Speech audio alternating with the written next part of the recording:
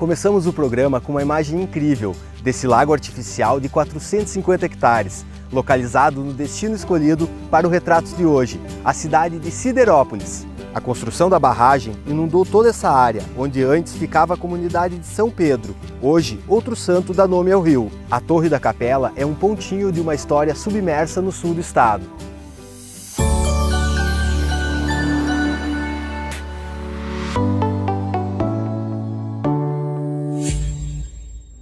Esse é o Retratos de Santa Catarina sobre Siderópolis, que começa com a história submersa da comunidade de São Pedro. Quando eu comecei a estudar mergulho, tinha uma coisa que me movia, que era descobrir o que acontecia por baixo d'água, nos lugares mais interessantes que eu ia. E a igrejinha é um dos lugares mais interessantes que eu fui, que eu disse, caramba, o que acontece ali embaixo? Aí eu fui na internet procurar vídeo e não tinha nada. Não tinha nenhuma documentação de como era e tal. E aí eu falei com o Dr. Caleb, que é o meu parceiro de mergulho, que é um mergulhador profissional, e disse, Caleb, vamos. Aí nós começamos, lutamos, conseguimos a autorização da Casan, tivemos o apoio do prefeito de Siderópolis, né, o alemão, para conseguir ir lá, porque é um esforço grande também deles liberar. E quando a gente conseguiu, nós montamos uma expediçãozinha. Então nós estacionamos o equipamento a 300 metros da igreja, na margem mesmo. Montamos o equipamento, descemos as pedras ali da encosta e fomos por baixo d'água até a igreja. Tinha uma visibilidade de uns 3 metros, assim, então tu conseguia ver, eu conseguia te ver bem, mas eu não conseguia ver nada 1, 2 metros para trás de ti muito bem. E mais ou menos é a visibilidade que se tem ali. No caminho a gente viu vigas da comunidade que existiu ali, da comunidade de São Pedro, né, que existiu ali. Nós vimos algumas vigas, nós encontramos um chinelo, por exemplo, bem no meio da lagoa, então provavelmente era muito antigo. Até que a gente chegou na igrejinha propriamente, onde aí sim a gente teve uma experiência muito bonita. Assim. Você entrar numa estrutura humana debaixo d'água é uma sensação muito mágica, porque é como se você estivesse indo para um outro mundo, assim. Então você vê uma igreja, mas não é uma igreja embaixo d'água. Então nós entramos debaixo dos arcos, estava tudo bem preservado ainda, a porcelana dela está ali intacta. Nós conseguimos inclusive entrar num pequeno alçapãozinho que tinha e entrar no segundo andar da torre, que fica meio submerso e meio para fora. Então lá no documentário vocês vão ver, inclusive tem uma janelinha assim que dá para ver o local onde ficaria o sino. Foi muito gostoso. A ideia de deixar o campanário da igreja foi de um morador da comunidade. Foi um momento, né, muito difícil para a nossa comunidade, né, sabendo que a comunidade de São Pedro ia desaparecer, né, com a formação do lago. Aí o que a gente questionou, né, vamos deixar aquela torre de pé ali para ficar um ponto de sinalização, né, que ao redor dessa torre da igreja, ali tinha muitas famílias que moravam. Né. Aí como que o turista vai chegar ali, vai dar um ponto de vista, olha, lá moravam meus parentes, lá morava a família tal, se não tivesse a torre. Né? Então foi uma ideia nossa, né, da coordenação, da presidente, dos presidentes. Né? Chegamos na hora certa, né? Quando a S90 estava com o braço erguido para derrubar, nós chegamos, né, de manhã cedo. Né? O corpo da igreja já tinha derrubado, só faltava a torre. Ele disse, não, a torre vamos deixar ali. Eles, não, mas a torre, se deixar ali, vai cair. Eu disse, não, essa torre vai durar muitos anos, eu disse, vai morrer muita gente antes que essa torre vai cair aí. E tá, graças a Deus está ali até hoje, né, como um ponto de visão, né, um ponto de turismo, né, e ao redor dessa torre, então era onde as famílias se encontravam, né, todo fim de semana, uma vez por mês, missa e festas. As águas calmas da barragem do Rio São Bento movimentam há 6 anos o Festival da Montanha, um dos eventos do Rotas do Aguaí, primeiro roteiro catarinense em torno de uma unidade de conservação. Durante os dias do festival, a barragem do rio vira cenário de competições. Stand-up, caminhada e cavalgada são algumas das atividades que atraem atletas catarinenses e de outros estados. O Festival da Montanha ele é um evento que ele tem como objetivo fomentar o ecoturismo no entorno da Reserva Biológica do Aguaí, trazendo turistas para nos visitarem, poder aproveitar esse belo cenário entre montanhas e vales, o lago da barragem do Rio São Bento, em Siderópolis, e com uma proposta de fomentar as comunidades, né? As pousadas elas ficam lotadas com os visitantes, e fazer com que as comunidades entendam que a geração de emprego e renda possibilita a conservação da reserva. Então, são coisas que a gente vem agregando e que acabam fazendo com que a gente tenha um mix de atividades para oferecer. Aqui a gente consegue fazer o stand-up dentro da barragem, a canoagem, tem atividades de cavalgada, atividades de cicloturismo, caminhada, escalada, e tudo isso em harmonia com a natureza. e gerando emprego e renda para as comunidades. E o Festival da Montanha não tem esse nome à toa. Siderópolis fica às margens da Serra Geral. O relevo acidentado é composto por diversos cânions de até 1.200 metros de altitude. As muitas espécies de plantas e animais levaram à criação da Reserva Biológica do Aguaí. Ela foi criada em 1983 devido aos atributos da biodiversidade dessa região, né? A unidade ela está localizada na encosta aqui da Serra Geral, pegando 4 municípios. Um dos municípios é o Siderópolis, onde nós estamos agora, né? E sob a administração do IMA, essa unidade de conservação, então, busca proteger a biodiversidade, a fauna, a flora, os recursos naturais, principalmente os recursos hídricos, que é muito importante para a nossa região. E em cima dessa proteção, então, a gente tem algumas ações, né? Monitoramento, fiscalização, educação ambiental, turismo, né? Também a questão de ecoturismo, turismo de aventura. A riqueza da fauna da reserva levou à criação também do Instituto Felinos do Aguaí. O Instituto Felinos do Aguaí ele foi idealizado pelo fotógrafo Júnior Santos em 2006, quando ele encontrou uma pegada de uma onça parda aqui na reserva do Aguaí. E aí nós, com alguns colaboradores, encaminhamos essa pegada para identificação, e aí chegou essa pegada ao biólogo Peter Grauschau, que é um dos pioneiros aí em estudo de felinos no Brasil. E aí ele confirmou que a pegada era de uma onça parda e então incentivou a gente criar esse projeto nessa área protegida. E desde então a gente vem então desenvolvendo ações que buscam promover a conservação dos felinos silvestres que estão ameaçados de extinção nesse território. Aqui nós temos 5 espécies de felinos. Então nós temos a onça parda, nós temos jaguatirica, jaguarundi, gato maracajá e gato do mato pequeno. E todos eles estão em algum grau de ameaça nesse território. E o que a gente tem feito para promover a conservação? Quais são essas ações, né, dentro dos programas que nós temos? Então nós temos um programa de pesquisa e um programa de educação ambiental. E aí dentro de cada programa a gente tem vastas ações que a gente busca desenvolver. No programa de pesquisa nós temos monitoramentos contínuos com armadilhas fotográficas.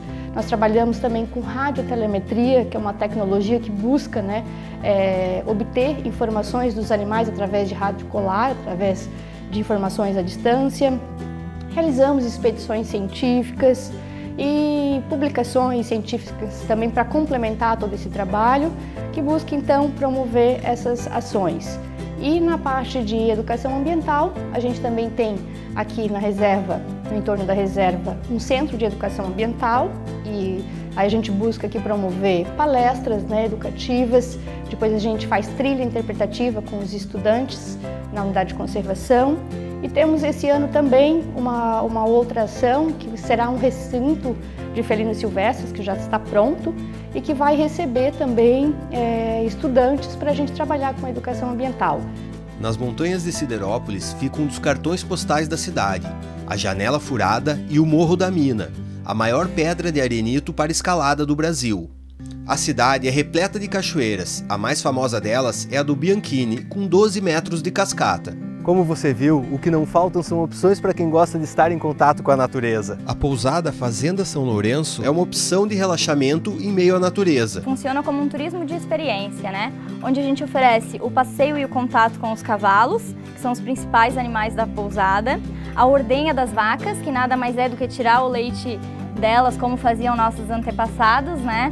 Colher os ovos das galinhas, alimentar os terneirinhos, conhecer outros locais aqui da nossa região, produtores da região que produzem comida, o alimento artesanal da agricultura familiar, né? É realmente o turismo de experiência que a gente oferece. Nas pousadas e nos restaurantes da região fica fácil perceber as raízes culturais dessa gente. Falando em comida típica italiana, nós viemos até o restaurante Somariva experimentar a clássica galinha ensopada com polenta. Tem o macarrão, né? Tem o nhoque, tem a polenta, a fortaia, como está na mesa, né? Não é qualquer farinha que sai a polenta. A farinha é feita assim pelo moinho, né? Aqui dos colonos mesmo, aí do Périco mesmo, né? Então a gente já compra a farinha dele e é tudo farinha assim feita mesmo para os moinhos mesmo colonial, como se diz. Falando em raízes italianas, outro ponto que escolhemos para visitar é o monumento ao gemelágio, que sela o pacto de parentesco entre os imigrantes e a sua terra de origem, o Vêneto.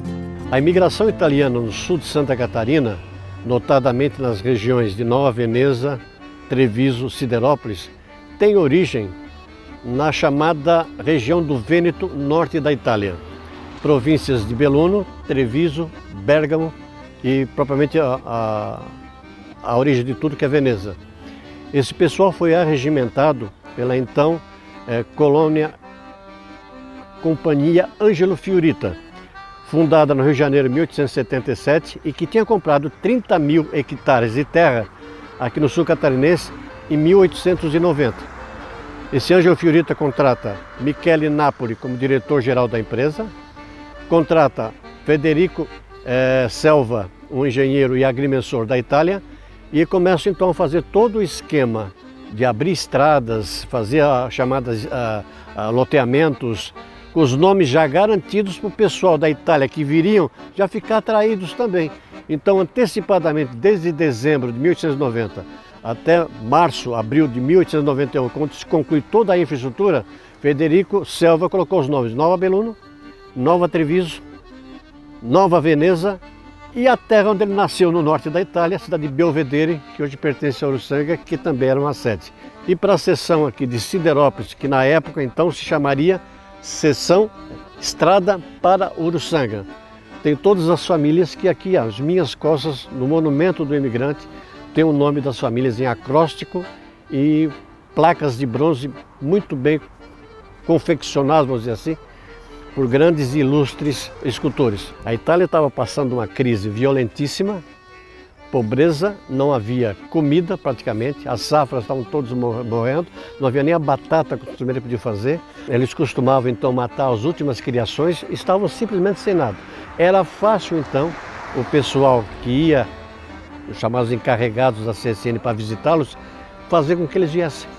Eles vieram pelo porto de Gênova, na Itália, e pelo porto de Le Havre, na França. Esporadicamente, em 1905, vem mais umas 7, 8 famílias, são parentes dos que já estavam aqui estabelecidos e que dão toda a estrutura do município que nós temos hoje em dia. Deram o nome de Nova Belluno, que se transforma em distrito dia 13 de agosto de 1913,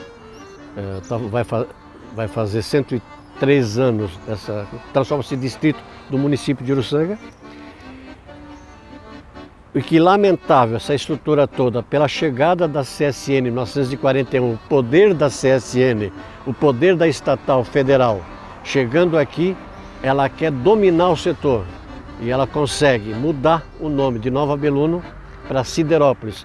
Siderópolis não é nada de cidade dos astros, cidade do ferro, cidade da metalurgia, é cidade da Companhia Siderúrgica Nacional aqui instalada. O poder federal foi violentíssimo.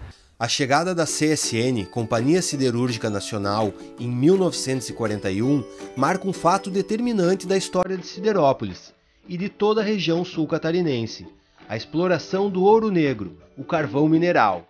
A abundância era tanta que não foi preciso construir minas subterrâneas, bastava raspar o solo e colocar o carvão nos caminhões.